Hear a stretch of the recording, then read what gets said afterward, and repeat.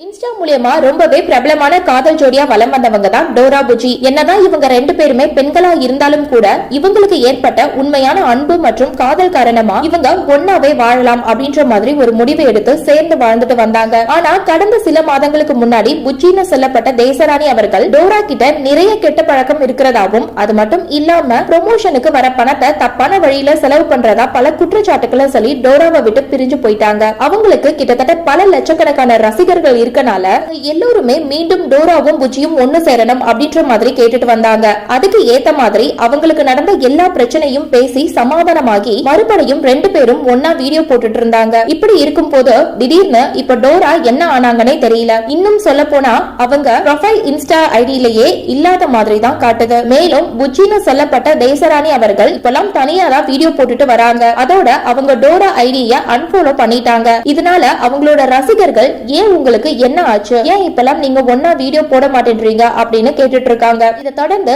இப்போ டோரா சம்பந்தமே இல்லாம பிரியா உதயகுமார் அப்படின்ற இன்னொரு பெண்ணோட பெரும் காதல் வீடியோவா பண்ணிட்டு இருக்காங்க. இதை வச்சு பார்க்கும் போது உண்மையாவே இப்போ டோராவும் புஜியும் பிரிஞ்சுட்டாங்க அப்படின்றது உறுதியாகி இருக்கு. இந்த நிலையில இப்போ புஜியும் அவங்களோட இன்ஸ்டால அடிக்கடி சோகமா வீடியோவும், அதுலயும் யாரையும் நம்ப கூடாது, இந்த வாழ்க்கையில தனியா வாழ்றதுதான் எப்பவுமே ஹாப்பி அப்படின்ற மாதிரி போட்டுட்டு வராங்க. இதனால டோரா புஜி ரசிகர்கள் ரொம்பவே அதிர்ச்சியிலையும் சோகத்திலையும் மட்டும் தான் இருந்துட்டு வராங்க. சோ இந்த வீடியோவை பார்த்துட்டு இருக்க நீங்க டோரா புஜி மறுபடியும் பிரிஞ்சதை பத்தி நீங்க என்ன நினைக்கிறீங்க அப்படின்னு உங்களுடைய கருத்துக்களை கீழே உள்ள கமெண்ட் செக்ஷன்ல ஷேர் பண்ணுங்க. மேலும் இது போன்ற பல முக்கியமான செய்திகளை தெரிஞ்சுக்க நம்ம சேனலை மறக்காம சப்ஸ்கிரைப் பண்ணுங்க.